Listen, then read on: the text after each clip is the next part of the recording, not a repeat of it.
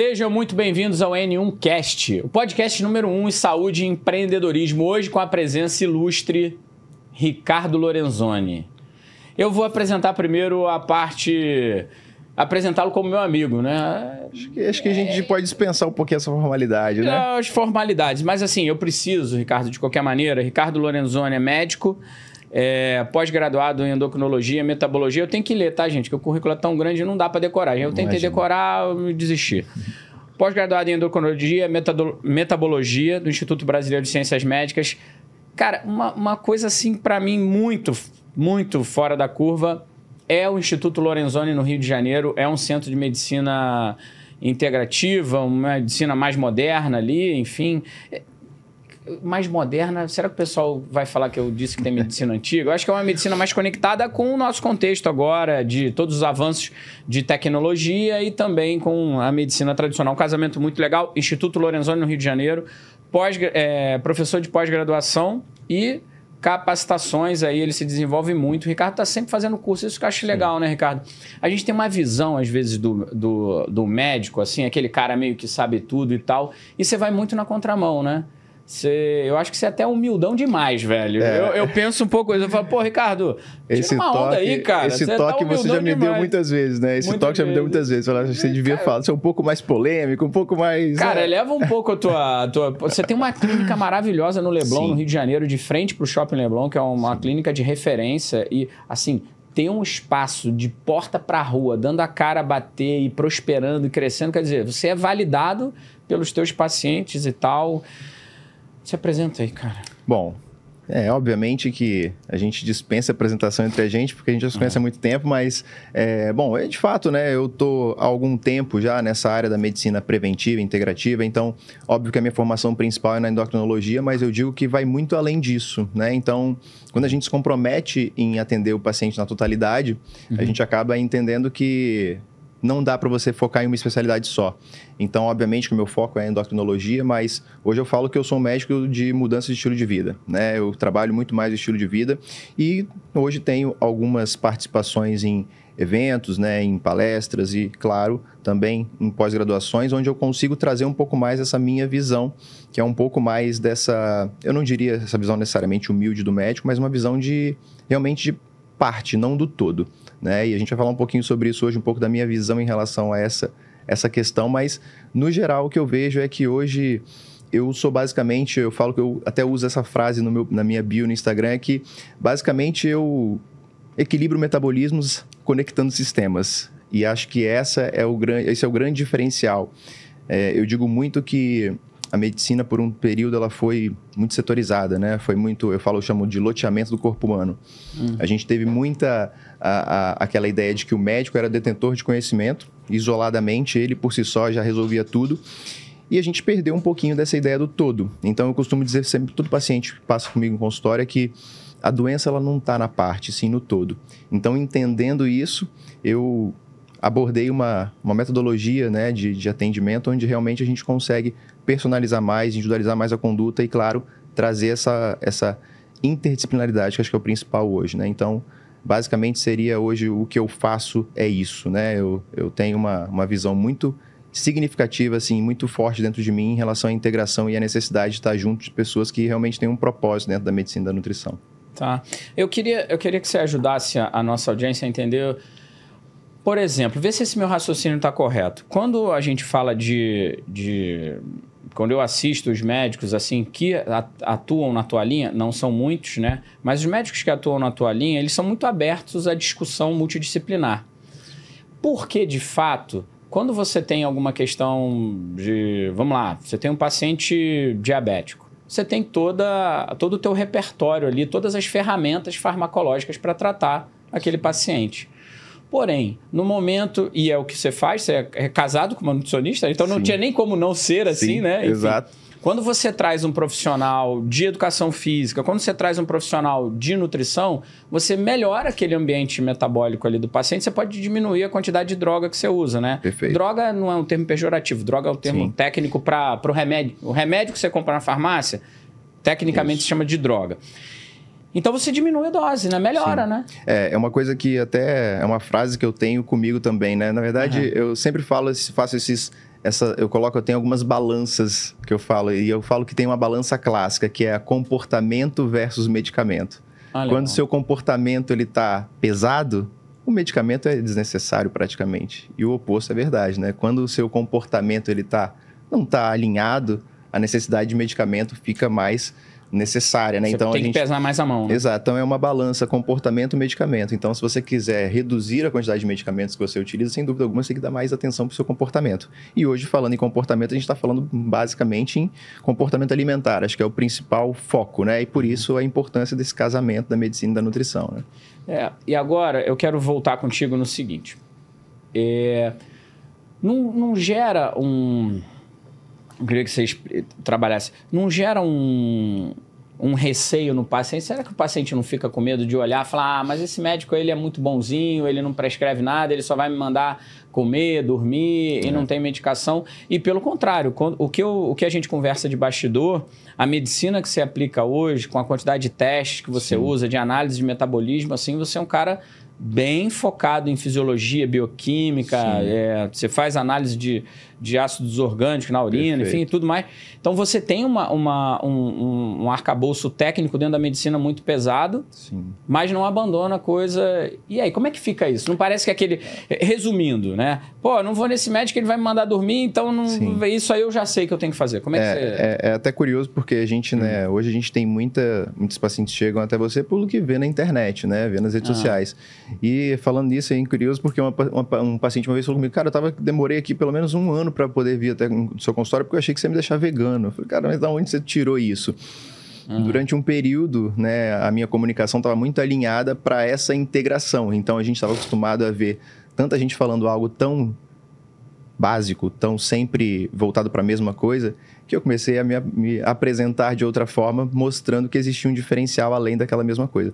Então, as pessoas realmente, às vezes, elas têm esse receio em relação a, beleza, medicina de estilo de vida, a gente vai mudar o estilo de vida, eu já sei o que eu devo fazer. Só que sempre tem algo a mais, né? Tudo que parece muito simples é porque a pessoa que está fazendo aquilo ali, ela é geralmente muito boa, né? Eu vejo você mergulhando e eu falo, pô, isso é muito simples, né? Isso parece ser fácil, parece ser tranquilo, mas a verdade é que tem toda uma técnica envolvida. Sim, então, é só não variar 10 metros abaixo quando você estiver respirando hélio. Se não tiver uma variação de 5 a 10 metros, para você não ter uma doença descompressiva lá embaixo e morrer afogado. É tranquilo. Ou seja, é super só tranquilo. Não variar 10 metros. Super tranquilo. Mas olha só, isso, por exemplo, que você falou é básico. E é isso que eu tento focar, na base. Então, quando eu mostro para o paciente a importância dessa mudança do estilo de vida a partir do que realmente não é só o que depende de mim, né? E a gente vai falar também um pouquinho sobre isso hoje. A gente tem uma necessidade do paciente hoje caminhar junto. Então, mostrar para ele que ele faz parte do processo e que eu não sou o detentor da verdade, ou até mesmo, né, eu que vou gerar o resultado, é um resultado em conjunto. Isso é o que a gente consegue, principalmente quando eu tenho contato com o paciente. Mas realmente é um grande desafio hoje você se posicionar ou você, né, mostrar uma vertente que você segue na rede social, porque grande parte das vezes a gente tem uma pessoa que tem uma competência técnica muito baixa, mas faz vídeos maravilhosos e isso atrai os pacientes de uma forma absurda. Em contrapartida, a gente tem uma pessoa que é extremamente boa tecnicamente, mas não, né, consegue produzir esse conteúdo de forma não tão boa quanto aquela outra. Tem um aviso, né? Imagem meramente ilustrativa. Boa. Muito bom, muito bom. De fato. Então, é basicamente isso. Ricardo, por que endocrinologia, metabolismo? Por que lidar com as coisas tão... Perfeito. Essa é uma questão até interessante, né? Eu até estava pensando sobre essa trajetória quando... Porque se a gente chega na medicina, vai falar sobre resultado financeiro e tal, você tem vários caminhos muito... Tem uma estética, que dermatologia, uma coisa que explode, né? Me corrija aí.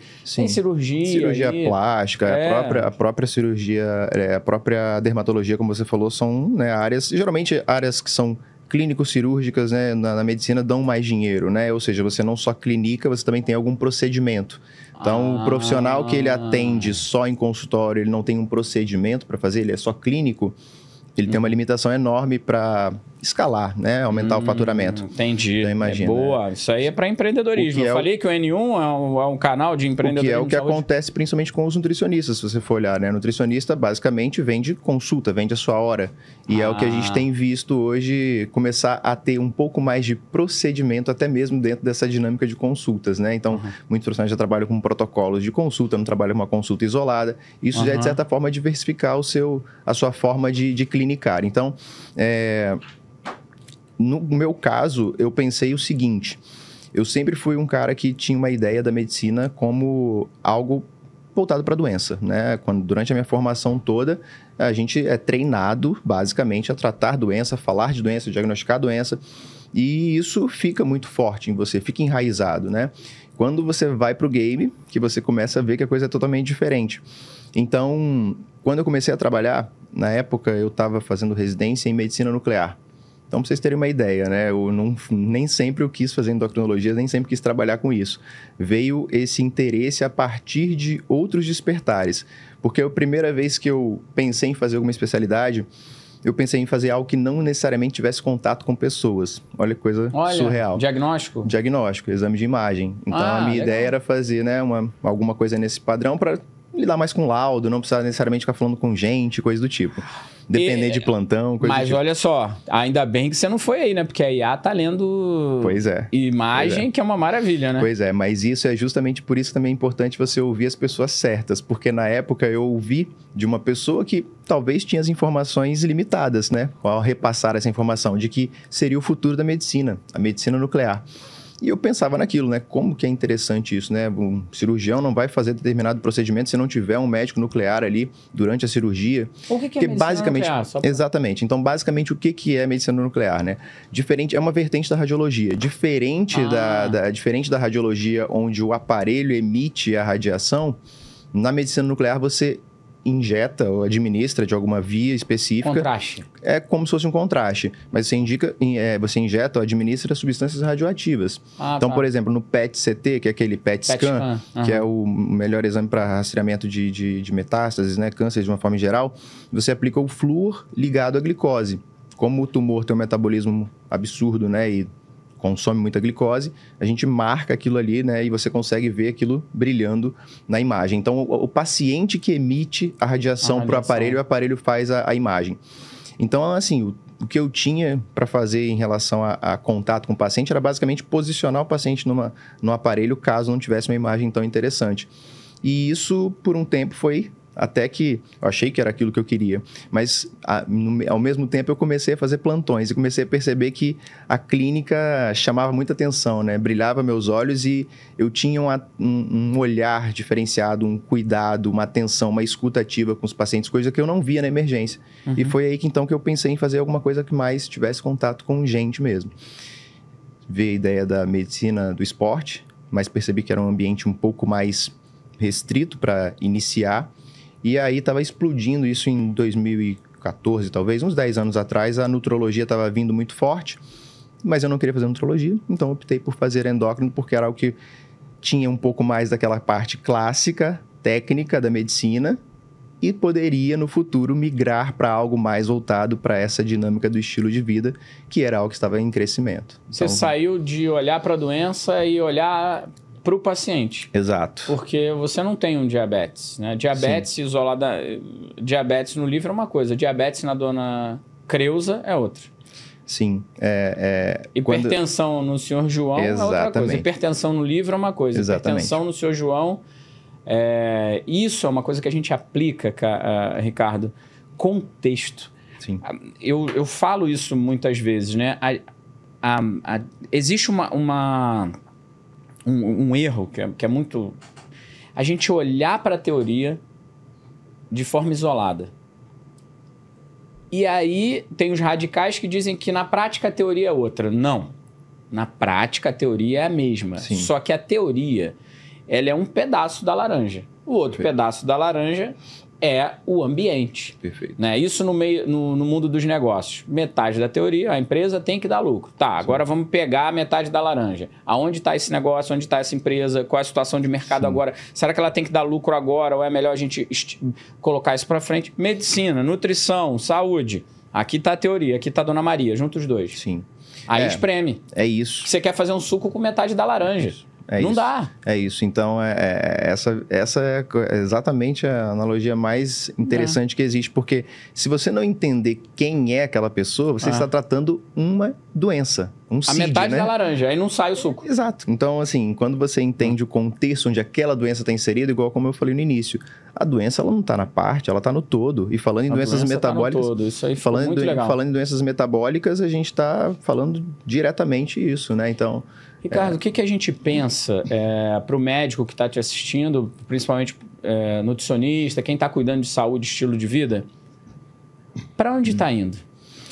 Bom, essa é uma pergunta até interessante, porque a gente tem muitas áreas promissoras, né?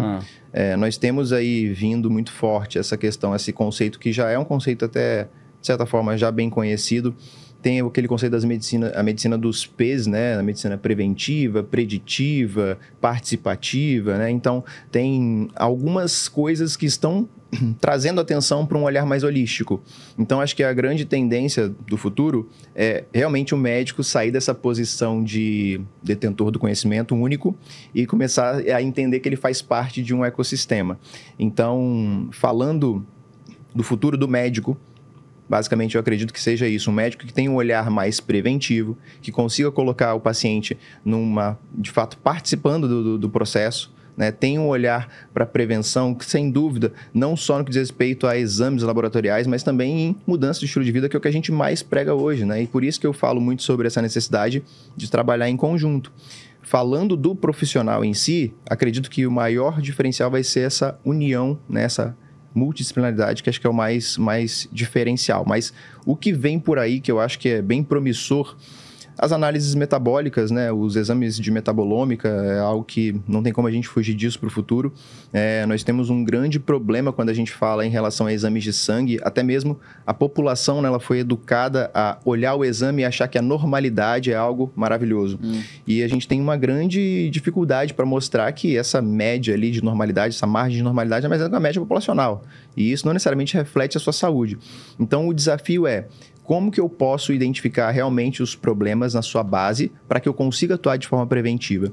Então, os exames, como você mencionou ali, né, que já advogo sobre isso há algum tempo, como você mesmo falou esse termo uma vez, numa live que a gente fez, sobre os ácidos orgânicos urinários, né? Então, eu consigo avaliar no final do metabolismo pela urina se um determinado nutriente entrou ou não entrou na célula, né? Então, fica muito diferente quando a gente olha um exame de sangue e você só está avaliando o meio de transporte, né? É curioso, porque gera a gente tem que prestar atenção no detalhe. Todo mundo fala... É único. Cada um é um, cada um é um, cada um é um. Mas na hora que eu vou te avaliar, eu te coloco numa caixinha. Perfeito. Tá alto, tá bom ou tá baixo. Perfeito. Você é único, mas você só tem 3 lugares que você pode ficar. É isso. Você divide 8 bi de pessoas, 7 ponto tanto bi de pessoas, em 3 portas. A porta do tá baixo, a porta do tá na média normal, e a porta tá alto, tá normal, digamos assim. Sim. E tá baixo. Mas é tá exatamente baixo, tá isso. ok, tá bom e tá alto. Esse é o grande problema, porque o próprio paciente já faz isso. Ele já chega para você e fala: eu já vi, meus exames estão todos normais. E aí eu sempre falo isso: beleza, normal pode até ser que esteja, mas estão ótimos? E aí ele sempre fica: opa. Gostei dessa aí. E eu digo muito sobre isso porque eu trabalho com otimização de exames laboratoriais. Então, quando eu não tenho, né, uma possibilidade de lançar mão de um exame mais aprofundado, obviamente que a gente usa o exame de sangue de forma... dá para usar, mas você faz correlação. Sim, e exatamente por isso que eu comecei aqui a frase falando que eu equilibro o metabolismo conectando sistemas. E aí que entra essa história da doença não estar na parte, sim no todo, porque quando eu consigo entender o paciente na totalidade, os exames de sangue eles mostram isso. Então, quando eu abro o exame de sangue no próprio hemograma, eu já consigo entender o que pode vir na frente. Só com 3 marcadores, com hemoglobina, hematócrito, por exemplo, e um RDW. A gente já consegue um VCM, já sabe se tem uma carência de uma B12, de um ácido fólico. E é assim... Tem uma inflamação. Exato. A lógica é essa. Às vezes a gente vê um marcador alterado e o médico vai lá e já anota. Marcador. E não faz a correlação entre eles. Então, se eu, por exemplo, observo uma homocisteína elevada, eu vou olhar B12, vou olhar o ácido fólico, claro, padrão, mas vou olhar o hemograma, vou olhar o VCM. Será que tem um aumento do volume corpuscular médio, né? Será que existe uma anemia megaloblástica? Quanto que é um hemograma aí? Não, ridículo. É o exame mais básico que tem. Se for particular? Talvez, não sei, não tem ideia. 50, 30 reais. Só sei que é o exame que acho que é o que mais traz informação pra gente, do todo, se a gente fosse selecionar uma coisa assim. Mas então a lógica toda que eu vejo que tá vindo muito forte é isso. A gente começar a ter o olhar de otimização. Então, bem a grosso modo, o que é bom, mais próximo do máximo, o que é ruim, mais próximo do mínimo. O que é desejável, mais elevado, o que é indesejável, mais baixo. Mas eu acho que o que vai vir de forma muito mais forte é essa análise da metabolômica, né, dos metabólitos de uma forma em geral, associado isso à genética. Então, é um exame de predição. A gente falou de uma medicina preditiva, né, um teste genético associado a um exame metabólico que é mais funcional. Então, será que eu sou refém da minha genética? Será que isso aqui que está mostrando no meu código genético, no meu DNA, é algo que eu realmente vou expressar ou não? Então, quando a gente entende se isso está acontecendo a partir dos metabólitos, porque hoje tudo é enzima. Enzima é basicamente, né, que converte tudo no nosso organismo. E a enzima necessita de cofator, de nutrientes. E aí você dosa um exame de sangue, vê nutrientes normais, e isso não reflete a realidade. Você dosa na urina, completamente alterado. Então, se a gente não tem cofator, eu falo que o nutriente ele é a chavinha do seu carro. Se você tem um carro em casa e não tem uma chave, você não liga ele. Então, hoje é difícil a gente entender o status nutricional do paciente somente com o exame de sangue. Status de saúde. E essa discussão da individualidade, ela, no meu ver, ela está se tornando cada vez mais pertinente, porque hoje a gente tem acesso num tablet, num computador, de você fazer análise de uma quantidade de informações muito grande, que é o aprendizado de máquina. São os algoritmos. Hoje você consegue rodar vários exames e começar a fazer correlações. E um exemplo que... Uma comparação aqui, uma analogia que me veio agora, aquele básico, né? A glicemia do cara tá ótima e a insulina dele tá altíssima. Fala, pô, daqui a 5 anos tu tá diabético, né? Porque isso é uma coisa bem básica, né? Primário, isso que a gente tá falando. E outra, mesmo que um piloto, né? Para quem tá ouvindo a gente, mas tá no bom. Se você chegar a perguntar assim, um avião que está voando a 3.000 metros de altitude, está numa altitude boa, tem perigo dele cair no chão? Não, tá a 3.000 metros. Só que se ele estiver a 3.000 metros no Himalaia, ele pode estar indo na rota do Monte Everest, que está a 8.000. Ele vai explodir no Monte Everest. Se ele estiver a 8.000 metros, se ele estiver a 3.000 metros de altitude... No estado do Rio de Janeiro ou no Brasil, tá tranquilo, porque o ponto mais alto no Brasil é o Monte Roraima, que tá a 2.900. Ele vai dar um rasantezinho, vai passar perto. Vai passar o dedinho no topo da montanha. Vai passar o dedo no topo da montanha, mas não vai bater. Ele passa... Vamos botar que o avião esteja a 4.000 metros de altitude. Voando no território brasileiro, ele tá tranquilo se ele marcou 4.000 metros de altitude. Se ele vai pro Himalaia ou se ele vai pra Argentina, ferrou, porque o Aconcagua tá a 7.000, ele pode bater ali. Então, isso é uma... Muito interessante essa tua observação sobre a medicina de precisão e a inteligência artificial vai ajudar demais. Cara, eu já tenho, né, algumas coisas dentro do meu software que eu uso para as consultas na parte de laboratório. Então, a inteligência já junta todos os exames do paciente, já mostra gráficos, já traz um textinho sobre as principais alterações. Então, acho que assim, claro que para o futuro, falando de tecnologia, tem inúmeras coisas que vão vir, né? Mas falando dentro da minha área da endocrinologia, sem dúvida alguma, nós não podemos deixar de falar das medicações, né? Das famosas canetas emagrecedoras que o pessoal fala, que eu acho que é um termo bem chato. Eu vou chegar nelas. Vamos falar sobre isso, então. Eu quero te puxar aqui rapidinho para falar... Queria só um pouco do teu empreendedorismo aí. Perfeito, vamos embora. Fundar o Instituto Lorenzoni. E aí, cara? Para que você... É a clínica, acho que hoje no Rio de Janeiro, ali é o espaço de medicina mais sofisticado que tem ali no Rio de Janeiro, né? Pô, você entrega conveniência para o teu paciente, você entrega sofisticação, um lugar muito bonito, uma área muito... Enfim, por que eu trago essa parte do empreendedorismo? Você, como médico, não precisava daquilo ali, daquela hotelaria toda, tá de frente, o endereço mais caro do Brasil, Leblon. Para que fazer aquilo? Podia estar num segundo andar, para que estar numa loja tão... Isso foi ousado, né? Eu vou te pegar como empreendedor agora, eu já volto pro emagrecimento. Rapidinho, só pra gente pegar um pouco da tua carreira, a gente vai voltar ali pro Ricardo médico. Vamos pro Ricardo empreendedor. Eu não diria talvez que seria uma ousadia, porque acho que quando você faz algo de forma autêntica e espontânea, dificilmente você se sente muito ousado. Eu, quando vejo você escalando, eu falava, pô, esse cara é ousado fazer isso, né? Eu não tenho esse conhecimento. Só que você foi fazendo. É mais ou menos o que aconteceu. Eu não projetei ter uma clínica no padrão que eu tenho hoje. Claro que eu sempre tive esse desejo. Mas a ideia foi, eu posso, e eu sei que é possível. E com o meu conhecimento e com as minhas conexões, eu acho que o que eu posso oferecer mais para o meu paciente não é uma experiência que fica só restrita à sala, né, às paredes do meu consultório.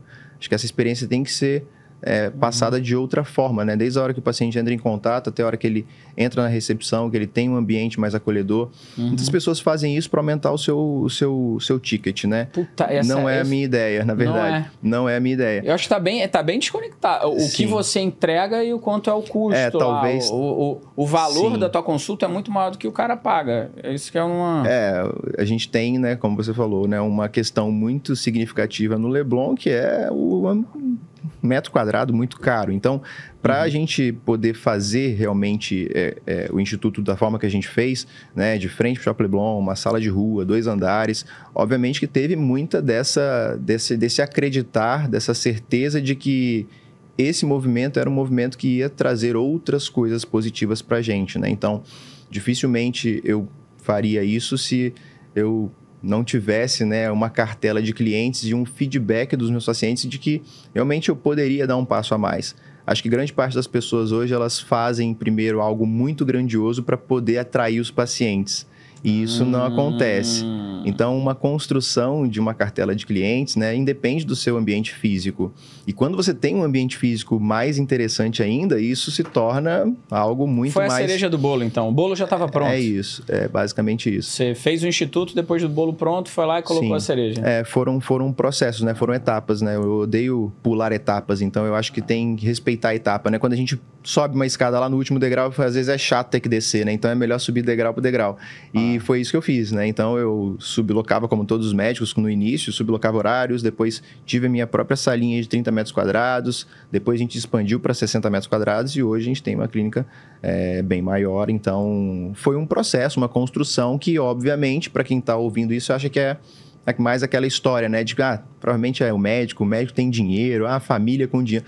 Muito pelo contrário, não é isso, não é essa a minha realidade, né? Eu vim do interior do Espírito Santo, não tinha nenhum médico na família até então, né? Que hoje tem irmãos que são médicos também, mas não tinha nenhuma referência, então eu precisei realmente sair, romper aquela bolha para poder construir meu próprio caminho. Como é que você segura a ansiedade, Ricardo? Porque a gente vai quando a gente vai para a rede social, né?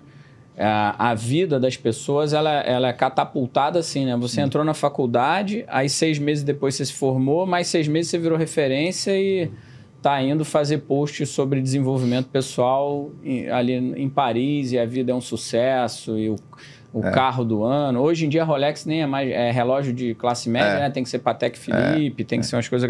Como é que você segura essa ansiedade? Como é que você sobrevive a toda essa pressão de ter um sucesso instantâneo, de ser um cara... E você continua low profile, né? Eu tenho uma tendência minha, né? Acho que tem que saber, primeira coisa, autoconhecimento, né? Tem que saber quem você é primeiro. Quem você é, o que você realmente almeja, quais são seus objetivos, seus princípios e propósitos. Porque quando você não sabe isso, é igual você mergulhar sem uma rota, né? Você vai chegar em algum lugar? Vai. Não. Talvez você se dê mal, talvez você chegue num lugar legal, você vai descobrir. Mas a lógica toda é que... É sorte, né? Então, eu vejo muito... A minha visão é de que toda essa... Como eu escapo dessa pressão hoje, é sabendo que o que é meu está reservado, é sabendo que o meu trabalho, ele é um trabalho que não necessariamente está ligado a uma rede social. A gente sabe muito bem que é muito bom você ter uma rede social bombada, cheia de seguidores, com muita interação, só que isso... Só que isso não é seu.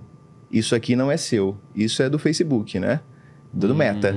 Se um dia acabar, você fica como? Fica perdido. Então, o meu trabalho, o meu foco é na relação entre pessoas. E a maioria dos meus pacientes hoje, eles falam isso, né? Sobre eu te indico porque aqui realmente eu sei que você vai dar atenção para essa pessoa. Então, eu falo que eu cuido das pessoas como se fosse da minha família. Isso então, é uma coisa interessante sob o ponto de vista de empreendedorismo. que as pessoas têm que tomar muito cuidado, né? O médico, o nutricionista, o profissional de primeira vez, o paciente, quando ele vem a primeira vez no nosso negócio, quando ele compra pela primeira vez, é prejuízo. Porque você não calcula ali uma coisa muito cara, que é o custo de aquisição do cliente. Sim, sim. Então, quando ele chega a primeira vez, ele é prejuízo. Sim. Não contabiliza esse paciente. Esse paciente, esse cliente, ele passa a dar resultado para o seu negócio quando ele vem pela segunda vez. Sim. Quanto você gastou para trazer ele? Porque hoje, se você sair do Leblon e for atender... Se você sair do teu instituto hoje e for atender numa sala, teus pacientes vão junto. Exato. Hoje, você não precisa daquilo ali. Sim. Na verdade, aquele espaço é para eles, não é para você. Você está fazendo para eles, para eles se sentirem melhor. Mas, na verdade, se a gente for trocar em miúdos aqui, se perguntar para todos os seus pacientes, se o Dr. Ricardo for aqui para Ipanema, ali numa sala, você iria? Todo mundo vai. Sim. É justamente por isso que é importante você construir essa cartela de clientes, porque como a gente comentou, como você mesmo comentou, não é o ambiente necessariamente que vai moldar, né? Isso é a sua capacidade de fazer essas conexões e realmente gerar resultado. Então, a minha maior forma hoje, talvez, de lidar com isso tudo é, primeiro, entendendo que existem pessoas que eu posso me espelhar, modelos que eu posso, teoricamente, replicar e não ter essa pressão do que a gente vê hoje da rede social, que você tem que ser milionário aos 30 anos, você tem que ter isso e aquilo e aquilo. Então, é uma visão muito mais da minha forma de percepção em relação ao mundo. É difícil você ter uma fórmula para falar assim, ó, como é que você vai, a partir de agora você, Valentim, vai administrar toda essa pressão dessa forma aqui. Não existe porque você é único. Terapia, cara? Faço, mas tempo? É recente, sabia? Isso é muito recente. Eu sempre tive a ideia de resolver meus problemas comigo mesmo. E a minha esposa até fala sobre isso, né? Fala assim, você fala muito pouco. Por que você não fala sobre isso? Por que você não fala? Porque quando eu falo com algumas outras pessoas, eu acabo abrindo margem para comentários.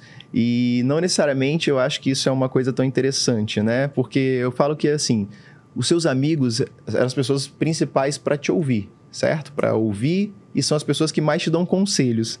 E o seu terapeuta, que é a pessoa que era para te dar conselho, ela está mais para te ouvir.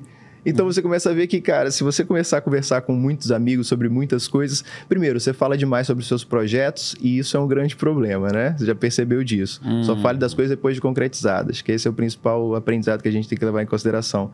Mas essa visão toda que você passa bem, assim, por isso. Eu não tenho esse estresse aí, não. O que você, hoje, o que você mais se orgulha do que você hoje aí das tuas conquistas? Bom, falando profissionalmente, sem dúvida alguma, foi do espaço, né? Do Instituto Lorenzoni, foi do que... E, na verdade, não só do espaço, mas do conceito do Instituto Lorenzoni, né? Que é realmente uma medicina integrada e personalizada, né? Então, todos os profissionais que estão ali, eles se comunicam, eles trocam, eles têm... o paciente, ele roda em quase todos os profissionais. E esse sempre foi uma ideia minha. Eu sempre quis muito isso, né? Sempre queria ter essa integração, né? Você acha que você está ditando uma nova regra aí para esses médicos que caminham nesse segmento? Porque a tua abordagem integrativa e tal, a gente vê parte dos seus colegas são muito barulhentos, muito agitados, muito polêmicos e tudo mais. E você está se desenvolvendo, crescendo continuamente com uma outra pegada. Você acha que você está criando ali Você já começa a notar isso? Você vê que já tem um pessoal saindo do agito e vindo mais? Tua rede social hoje tem o quê? 24 mil, mais ou menos 24 mil e pouco. É uma coisa que, assim, se a gente for entender que existem tipos de profissionais e tipos de formações, eu fiz algumas. E qual é o grande diferencial que eu já percebi? Por isso que eu falei que é o autoconhecimento. Nenhuma delas eu fui moldado pelo que me falaram. Eu sempre tive um senso crítico. Então, eu estou aqui dentro dessa pós-graduação do doutor tal, que todo mundo faz, sai falando a mesma coisa, igual um papagaio de pirata, repetindo as mesmas frases. Será que é isso que eu quero para mim? Não, não é isso que eu quero para mim. Eu quero pegar toda essa informação, mas ter a minha comunicação, para não ser um repetidor de informação. Então, todo curso que eu fiz, cara, todo curso que eu fiz, eu sempre falava assim, isso é legal, mas isso tem que, na minha realidade, o que eu posso aplicar? Isso é interessante, mas será que é verdade? Será que na prática é isso? Então, sempre fui moldando. E aí, o grande diferencial foi quando eu fiz algumas especializações, onde eu tive a oportunidade de conhecer médicos que, além de dar aula, também atendem. Que eu acho que esse é o grande diferencial. Porque muito médico está aí só falando, não atende nenhum paciente, não tem prática clínica e ensinando outros médicos a só falar. E não tem prática não tem a outra metade da laranja, exatamente, né? Não vai fazer o exatamente. suco, né? Esse suco não fecha. Mas dizem que suco não é uma coisa de Deus porque não tem fibra, né? No suco. Mas eu quero uma polêmica melhor. Essa polêmica do suco é muito leve para você. Eu quero a polêmica do seguinte... Pra que, doutor Ricardo Lorenzoni, que eu preciso ir no médico se eu posso ir na farmácia comprar uma caneta emagrecedora e emagrecer? Eu não preciso mais ir no médico. Pois é. Não é isso? Porque tá escrito ali que emagrece. Eu vi tem um monte de artistas tomando. Eu costumo dizer o seguinte, Valentim, tem um cara do SBT, tem um apresentador aí que emagreceu pra caramba. E aí, então não preciso mais ir no médico. Né? Só pegar a caneta e tá resolvido. Se a gente for olhar uma parte da mídia, da imprensa, a gente vai ver que realmente existe aí a solução de todos os problemas. Muitas vezes as pessoas me perguntam sobre o que eu acho das canetas emagrecedoras. Eu falo que existe uma palavra na medicina que, se você falar ela em qualquer pergunta que te fizerem, você vai estar, de certa forma, certo, que é o depende. Depende. Né? Depende é ótimo. Depende é sempre... Não, mas o depende... Pessoal, grava aí. Ele vai tentar se livrar de um corte de um hater, eu não vou deixar, tá? A gente vai conseguir um hate desse. Esse corte aqui vai ser polêmico. Não, mas não, de verdade, eu tenho uma crítica muito grande em relação à forma como isso é comercializado e como isso é vendido, né? Assim, não digo necessariamente comercializado só mesmo nas farmácias. É comercializado, eu falo até... forma que é vendida nos veículos de comunicação. Não é solução para muita coisa. A verdade é essa. Porque a gente começou falando disso, comportamento versus medicamento. Para que eu vou querer o hate. O que você quer? Eu quero o hate. Volta aí, produção, pega aí. Ele falou que não funciona. Não funciona. Caneta emagrecedora não funciona, então... Canetas emagrecedoras não funcionam. Eita, esse vai ser bom. Conseguimos. Produção, conseguimos aqui o hate. Canetas emagrecedoras não funcionam. Porque já prepara o corte aí, ó. Mas se a gente for falar bem a grosso modo, as canetas emagrecedoras, elas não funcionam. Por quê? Porque elas não foram criadas para esse propósito. Elas foram criadas para tratamento de diabetes, para tratamento de resistência insulínica. Então, para diminuição de risco cardiovascular em pacientes diabéticos que têm inúmeras evidências. Aí vem um efeito off-label, que nesse caso é legal. Explica o off-label para a audiência. Então, basicamente, aí é uma coisa que foi inventada. Basicamente, o off-label, bem a grosso modo, é algo que foi inventado por um propósito, mas no caminho descobriu-se outras aplicações, como, por exemplo, o próprio anticoncepcional. Né? Muitas mulheres utilizam o anticoncepcional no começo da fase reprodutiva para controlar a acne. É o efeito off-label. Off-label. Tá. Que ele não é aprovado para aquilo. Exato. Não aparece na bula. Vamos falar um pouco mais de polêmica, então. Vocês devem lembrar muito da época que tinha a dieta do HCG. Lembra disso? Sim, dieta do HCG. O pessoal falava que o HCG era um tratamento off-label para emagrecimento. Então, mais uma vez, não acho que seja a solução para as coisas. Primeiro porque a forma como está sendo vendida é completamente absurdo, né? Você poder chegar e comprar um medicamento sem ter uma noção do que aquilo pode fazer com você. E aí que entra o detalhe. Por que a gente é tão necessário? Porque um medicamento no ambiente desorganizado, ele não vai gerar resultado, ele vai gerar mais problema.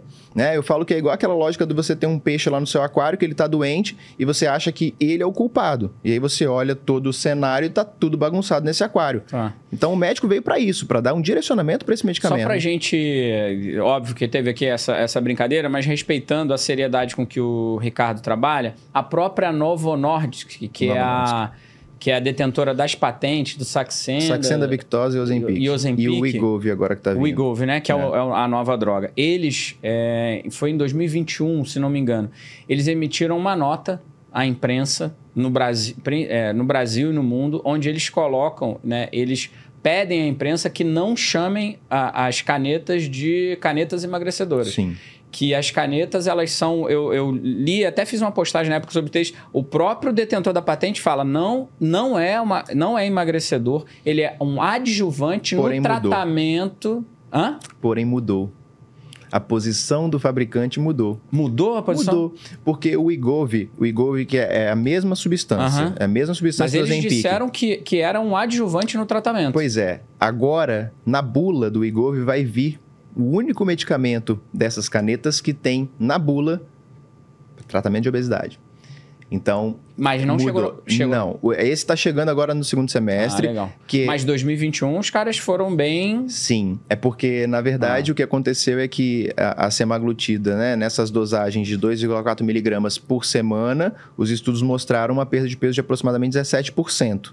E aí a Novo Nordisk, diante de todas essas outras canetas, todas as outras fabricantes, é a única que vai ter em bula falando sobre o tratamento para obesidade, como realmente um tratamento. Então, se você pegar hoje a bula do Wegovy, você vai ver lá uma indicação para obesidade que você não vê necessariamente nos outros medicamentos. Então, com essa nova apresentação da semaglutida, eles já conseguiram colocar isso na bula. E aí entra uma grande polêmica, né? Porque não é o medicamento que gera mais resultado no emagrecimento, mas é o que tem na bula que tem tratamento no emagrecimento, resultado no emagrecimento. Claro que tem, 17% é algo significativo, mas hoje a gente tem medicamentos que entregam a quase 30% de emagrecimento. Qual, Adão? Que são os triagonistas. Na verdade, os biagonistas, desculpa. Que é o Mounjaro? É o Mounjaro. A tirzepatida, hoje, ela tem ação dupla, né? Então, em GLP-1 e em GIP.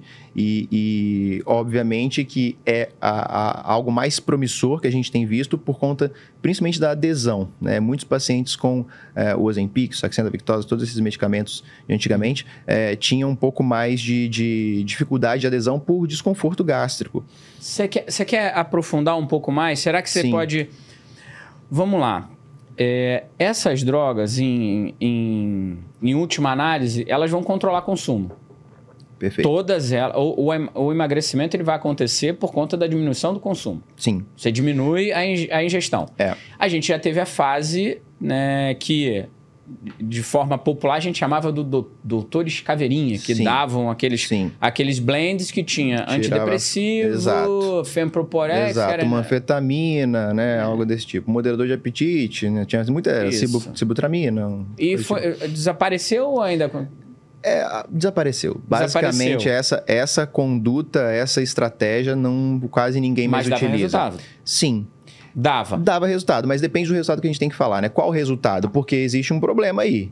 Emagrecer e perder peso. Vamos continuar nesse... Aí depois a gente veio para abordagem cirúrgica da obesidade. Sim. Que deu resultado. Mas agora a gente está começando a ver o reganho de peso. Sim. A gente não está vivendo o novo ciclo? Com certeza. É a nova muleta? Com certeza. Com certeza. Sabe por que com certeza? Porque todos esses hormônios... Pega que é bom, tá falando... tá falando que canetas são a nova muleta. Sabe por quê? Porque muitas pessoas, elas estão se escorando nisso sem saber nem o que realmente está gerando resultado.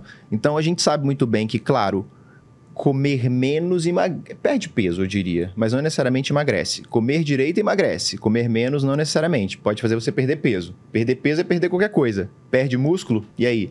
Então veio muito essa galera falando Fica nisso, vai um pouco mais, que isso é importante. O perder peso e emagrecer. Pois é, então muita gente chega achando que só por controlar o apetite vai emagrecer. E eu digo que não é muito por aí, porque só controlar o apetite faz com que você coma menos. E comer menos, às vezes você está apodrecendo, e não emagrecendo, né? Perdendo coisa boa. Então, quando a gente não tem todo esse contexto alinhado e o paciente ele acha que ele está evoluindo porque ele vê na balança de casa o peso reduzindo e na bioimpedância ou por dobras a gente vê que isso não está sendo uma evolução boa, isso é extremamente complexo, né? A caneta com a salsicha, né? Comendo isso. Salsicha industrializada com duas salsichas por dia com caneta, ele vai... Então, ele vai perder peso. Esse é um grande diferencial, né? E aí, por que eu falo de forma bem categórica que isso é uma muleta? Porque esses hormônios todos são hormônios intestinais. São hormônios produzidos pelo nosso intestino. Então, glucagon, GLP-1, tudo isso é produzido por células intestinais. Qual é a lógica? Hoje a gente está vivendo uma grande desordem do microbioma, né? A gente tem muita interferência do meio ambiente com a microbiota intestinal. Se a gente tem alteração de microbiota intestinal, a gente está falando de desordem do sistema, porque o intestino é a raiz de toda doença. E aí a gente começa a ver que, se a gente começa a controlar melhor os aspectos relacionados à microbiota, a função digestiva, será que a gente não consegue melhorar a saciedade desse paciente? Será que a gente necessita tanto de medicamento assim? Ou será que a gente pode potencializar a função dos hormônios que são produzidos pelo organismo? Então, é algo extremamente complexo de se falar, né? Você está colocando... Então, você já tem uma caneta no intestino. Você já tem. Várias, na verdade. E aí que é o detalhe, porque hoje a gente tem as canetas que tem um medicamento não, uma ação em receptor, vamos dizer assim, né? Receptor de GLP-1. Agora, as canetas com 2 ações, 2 receptores, o GIP, como a gente falou, e o GLP-1. Os novos já estão vindo os triagonistas, então, glucagon, GLP-1 e GIP. E já tem estudo aí emergente sobre a parte aí dos agonistas quádruplos, que seria um outro receptor, como por exemplo o peptídeo YY, gerando ainda mais saciedade. Ou seja, vocês estão vendo a quantidade de estratégia... estimulado pela proteína, né? Exato. Então, agora, só também para situar, você, na sua prática clínica como médico, se você traz um tratamento de melhorar o ambiente, você pode usar uma caneta para te ajudar. Perfeito. Perfeito. É esse que é o grande diferencial, Valentim. Sabe qual é o problema? Então pode. Então pode. E você usa. Por isso que é o depende. Uso para grande parte dos pacientes. Isso é importante. Quando a gente consegue organizar o ambiente, como você falou. Isso é a cereja do bolo. E as pessoas querem colocar a cereja antes de ter um bolo. Se eu coloco a cereja no prato, coloco o bolo em cima, eu nem vejo a decoração. Então eu falo que esses medicamentos, hormônios, eles meio que são merecimento. Você tem que merecer receber uma prescrição. Você não pode simplesmente chegar no médico e falar, eu quero tomar isso daqui. Como é que tá o resto todo, né? A gente brincou aqui, lógico que respeitando a tua medicina, que é uma medicina muito responsável, a gente traz essa coisa um pouco mais lúdica, mas você usa as canetas. Uso. Elas têm um efeito... Tem efeito muito positivo, né? Claro, os pacientes com diabetes, né? O paciente com difícil controle por medicação via oral. A cirurgia bariátrica salvou muita gente. Sim. Salva muita... Eu conheço pessoas que fizeram a cirurgia bariátrica, que acompanham com médico, com nutricionista, que tem uma vida hoje... Não, por exemplo, eu tenho um paciente com balão intragástrico. Dentro do estômago. Balão intragástrico. E que funciona bem. E que funciona. Então, assim, não existe tratamento ruim. Existe um tratamento que não foi bem indicado. E aí, isso sim se torna ruim. Então, é igual falar de medicamento. O medicamento, quando bem indicado, é maravilhoso. Aí muita gente fala, mas é caro. Eu falo, caro é o que não dá resultado. Se a gente for falar assim... Caro é o que você paga barato e não dá resultado. Exato. Legal. Né? Então, essa parte de toda essa história das canetas emagrecedoras, acho que o grande problema é esse. A gente intitular isso de caneta emagrecedora. E... Eu pensei que a indústria... Por isso que eu citei a Novo Nordisk, eu pensei que a indústria estava ainda um pouco contra essa abordagem, porque para eles é ruim também, no médio e no longo prazo, né? Diz que é emagrecedor, todo mundo usa, vê que não dá resultado, vai parar de usar, né? É esse que é o grande diferencial, né? Ele perde uma super patente, porque uma droga dessa custa quanto? Quanto tá um Monjaro hoje? Um tratamento de 30 dias? O Monjaro a gente tem um problema maior porque ele não é comercializado no Brasil. Ele é autorizado pela Anvisa, mas não é comercializado ainda. Não chegou. Então, quem está usando... faz por importação, né? Tem algumas empresas que importam ou pessoas que compram em países onde você também não tem esse controle. Então, existem alguns países, nos Estados Unidos, você só precisa de prescrição, né? E é caro. Cerca de $1.800 uma caixa. $1.800? Uma caixa. Hoje, para quanto tempo de tratamento? Uma caixa vem 4 canetas. Uma caneta por aplicação semanal. Então, você aplicou uma caneta e joga fora. $1.800 por mês? Isso. R$10 mil por mês? Gente, contrata um personal, uma cozinheira, vai lá no Dr. Ricardo, lá existem pacientes que são muito beneficiados, né? Como a gente comentou, mas no geral é o pessoal que está muito mais focado no medicamento do que realmente no comportamento. Você já viu falar isso em outras drogas, né? A própria metformina, o comprimidinho que você toma aqui. O cara não vai na festa de aniversário e se enche de docinho e bolinho de lá do aniversário? Sem dúvida, porque ele sabe que ele tem um remedinho. Então, é isso. Hoje... Se a gente for falar que as empresas estão dando um pouco de um tiro no pé falando sobre o processo de emagrecimento, eu não acredito porque eles começaram muito bem. Eles começaram muito bem falando sobre toda a parte de diabetes, de resistência insulínica, de síndrome metabólica e agora o efeito em relação ao emagrecimento. Dificilmente eles vão dar tiro no pé, né? Você sabe muito bem como é que foi o que o Ozempic, por exemplo, gerou na Dinamarca, né? Em relação ao PIB do país e tudo mais. Um aporte de dólar muito grande, né? no país, e isso mudou a taxa de juros do país, né? Então, você tem ideia que um medicamento teve capacidade de mudar, inclusive a empresa vale mais, né? Não sei se ainda é isso, mas o último dado que eu tinha visto, a Novo Nordisk valia 409 bilhões e o PIB do país era 406 bilhões, ou seja, muito acima do PIB do país. Então, algo você está mudando a economia também para a indústria de alimentos. Você precisa hoje produzir alimentos. Sim. Você precisa nutrir as pessoas que estão com a caneta. Onde vem o problema? Você tira o apetite do cara, o cara passa a comer pouco. Quando ele come pouco, pouco, ele ingere pouco nutriente, ele não está se nutrindo. Sim. Ele não está emagrecendo, ele está apodrecendo, né? Que é um termo antigo aí que a gente usa nos nossos papos informais. Sim. E aí, indústrias grandes como Nestlé já estão produzindo... Exatamente. Ozempic friendly. Ozempic friendly. São as dietas, os alimentos, os meal replacements, que são substitutos de refeição que entregam nutrição para esses pacientes. Cara, demais aí. A gente já está quase com 1 hora de vídeo, de podcast. Eu quero começar a fechar aqui. Ricardo, você consegue dizer quais... Eu vou precisar que você puxe um pouquinho do ego aí, né? Vai ser difícil você ser egocêntrico, mas eu preciso da tua ajuda, tuas habilidades. Só em off que eu sou... Não, tu é mais humilde ainda em off. Pô, eu brigo com esse cara demais, mas vamos lá.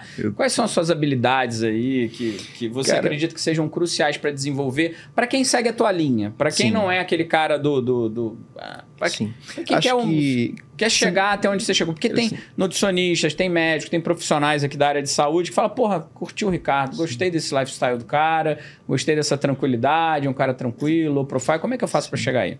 Cara, a primeira coisa acho que é o autoconhecimento, como eu falei, né? E o autoaperfeiçoamento também. Então, você entender quem você é e se autoaperfeiçoar sempre, né? Então, estudar não só coisas relacionadas à medicina e nutrição, porque isso eu tenho certeza que a maioria aqui já sabe. O que está faltando, talvez, nas pessoas é um pouco mais de humanidade, um pouco mais de olhar para o outro, como eu falei, como se fosse alguém da sua família. Eu falo que eu tenho o poder do carimbo. Eu posso acabar qualquer consulta em 10 minutos. Ouço aqui o que você quer e assino e mando embora. Sim. Só que eu não faço isso. Eu gasto até quase 2 horas numa consulta. Por quê? Porque eu prezo muito pela comunicação. Então, acho que um dom que eu tenho muito bom em relação aos meus pacientes, às consultas em si, é saber me comunicar, é saber entender a dor do outro e não ignorar nada. Né? O grande diferencial do meu atendimento hoje é que realmente eu consigo identificar todas as nuances que estão relacionadas à qualidade de vida do paciente. Então, eu até falo, nós temos 5 pilares da medicina preventiva que a gente vai focar, que é oxidação, glicação, metilação. Eu falo um monte de coisa técnica, mas falo, se não tiver um primeiro, que eu falei de 5, mas existe um 6º que, na verdade, é o primeiro. É a sua mente. Hoje está me falando um monte de coisa que não está relacionada e não está batendo. Então, o que faz o Ricardo ter um diferencial dentro das paredes do consultório? É essa escuta ativa, é o autoconhecimento. Eu sei muito bem quem eu sou, eu sei muito bem o que eu fiz para chegar onde eu cheguei, e as minhas qualidades, basicamente, acho que é ser humano, sabe? Ser mais humano possível. E é o que o médico deve ser, sempre deve ser.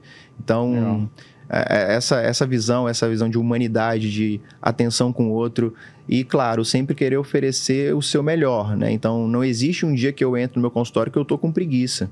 Não existe um dia que eu vou atender um paciente que eu esteja atendendo de má vontade. Tudo muda quando eu entro ali. Tudo muda. Então, eu realmente consigo hoje perceber que muitas pessoas estão seguindo o caminho do outro.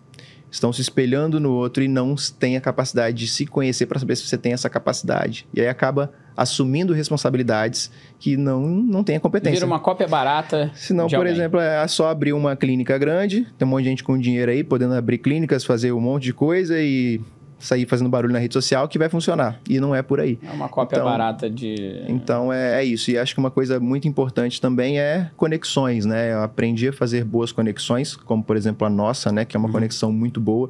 E, como eu disse, eu sempre me espelho em modelos que já estão dando certo, né? Então, a gente consegue perceber pessoas, tanto na forma de ser, na forma de se comunicar, na forma de lidar com o paciente, que isso vai moldando realmente o seu ser. Mas eu diria que para ser diferenciado hoje dentro desse ambiente, você tem que ser autêntico. Essa é o grande diferencial. Mesmo né? que você seja um cara silencioso, né? Sim. Mesmo que você seja um cara mais low profile. Sim. O grande detalhe é que a maioria das pessoas hoje, elas precisam ser mais barulhentas, porque elas precisam ser vistas. E esse que é o grande detalhe. Hoje está muita concorrência, tem muito de tudo. Tem um Nutri a cada esquina. Você não acha que o público também... Eu tô percebendo um pouco isso.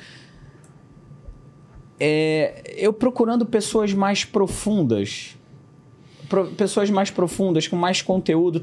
Hoje tem tanta coisa disponível que você vai entrar, por exemplo, no YouTube. Eu tenho acesso a tudo. Sim. Aí você vai procurar algum conteúdo relevante para você... consumir, não tem. Eu vejo meu Instagram, eu tô começando a deixar de seguir muita gente, tá muito chato. Eu acho que a gente tem sofrido uma grande masturbação mental. O termo basicamente é esse, né? Será que a gente não tá precisando de mais silêncio, Ricardo? Total, é isso que eu vejo às vezes, sabe? Tem muita gente que faz muito barulho e fala assim, nossa, você é mais quieto na rede social, né? Eu falo, realmente, sou um pouco mais, não sou muito de ficar falando da minha vida, a não ser coisas mais técnicas de medicina. E aí eu vejo o quanto barulho essa pessoa faz e qual o resultado que ela tem. Eu falo, cara, isso é desnecessário. É uma perda de energia absurda, porque você está todo dia aí produzindo, falando, e sua agenda não está mudando nada.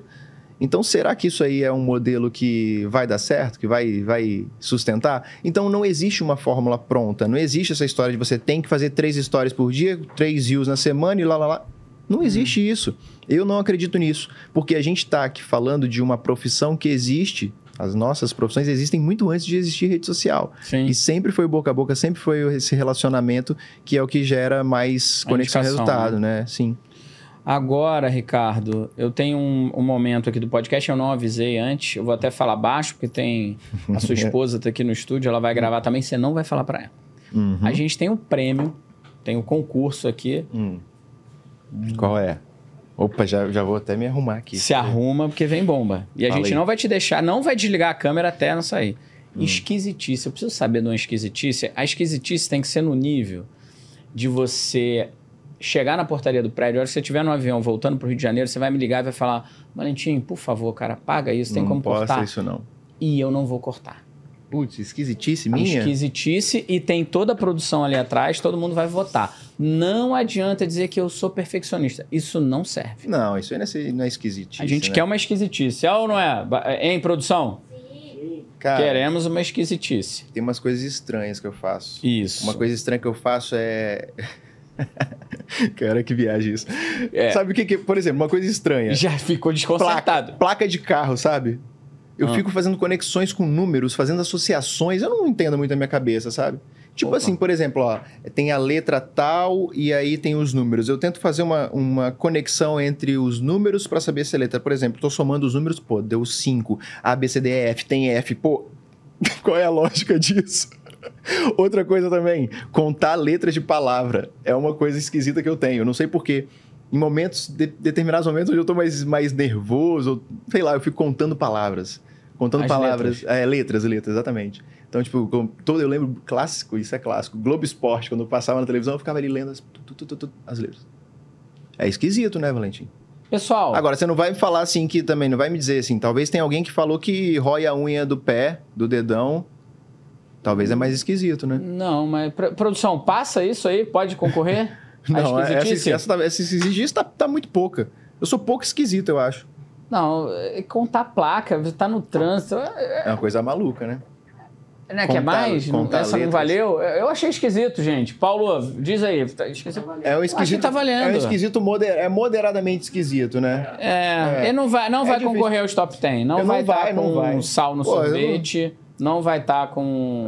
Não vai estar com pijama na portaria. Não. Ah, tem uma coisa esquisita, talvez, mas acho que não é muito. Eu vou de pantufa passear com cachorro, assim, normal, no meio da rua. Pantufa? Pantufa tem uma foto da pantufa aí, alguma? Não. Tem no Mercado Livre a compra dela. Não! Vamos, não, pode ficar à vontade. Temos edição aqui, a gente pode editar o vídeo, não tem problema nenhum. A mas a pantufa é bonita, cara. Pô, te falar, isso não é nada demais. Vamos ver a pantufa. Não, mas sendo... Pô, a Nathalie com certeza deve saber mais esquisitices minhas. O Valentim eu tô sem... Não, tá sem cadeira. Tá aqui ela aqui, ó. Não dá pra ver. Deixa eu ver a pantufa. A gente clica aqui. Vamos ver a pantufa. Não é do Bob Esponja, não é do Mickey. Só pra eu entender, qual é a cor da sua pantufa? Preta, pô. É preta. Você desce com uma pantufinha dessa lá no Leblon pra... Desço. No meio da rua ali, vou passeando com os cachorros. Pra passear com o cachorro. Não tem esquisitice assim, não, gente, cara. essa pantufa é meio... Pessoal... Pantufa top, cara. Olha a pantufinha aqui. Tem como dar tem zoom aqui, gente? Pra qual câmera que eu vou botar? Eu vou sair do quarto. Não, puxa aqui, não puxa essa aqui, ó. Pô, essa daí, pra ser sincero, essa daí eu pensei em comprar, só que peguei a preta. Passear com isso aqui no Leblon ali... Cara... Não. Eu não diria... Contando placa... Gente, no combo, se for valer o combo assim, tudo bem. Cara, esquisito, eu sou pouco esquisito. Acho que eu preciso ser mais esquisito. Vamos lá. Vamos encerrar. Te agradecer demais por esse papo. Foi muito bom pra gente conhecer e trazer você um pouco mais pro público. Eu acho que o público te conheceu mais, conheceu o teu preparo técnico, isso que é muito importante. Para essa câmera aqui, é tua. Vamos. Você quer dar um tchau, quer pedir a Nathalie em casamento de novo, fica à vontade. Quer cobrar alguém? Pode? Pode, fica à vontade. Tem uns 3 aqui me devendo. Peraí, deixa eu pegar o CPF para já passar completo. Bom, fica à vontade, essa câmera é sua. Bom, primeiramente eu queria agradecer estar aqui com pessoas que eu admiro bastante, são amigos, né? É muito especial para mim poder compartilhar um pouco da minha visão, um pouco mais do que eu pratico no meu dia a dia.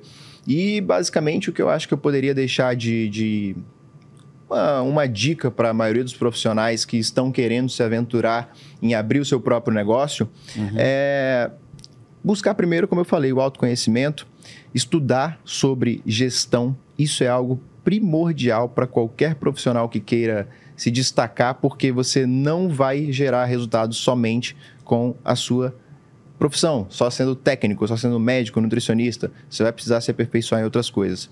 Se conectar com pessoas que realmente agregam na sua vida e, de fato, prosperar, sem dúvida alguma, com um foco no outro, né? Então, eu acho que, na minha visão, eu tenho muito eu levo muito isso comigo. Eu não quero que o outro perca para eu ganhar. Eu quero que todos ganhem. Então, a minha visão é que, hoje, se eu puder ser mais humano, mais profissional, eu vou conseguir gerar mais resultados em todas as esferas.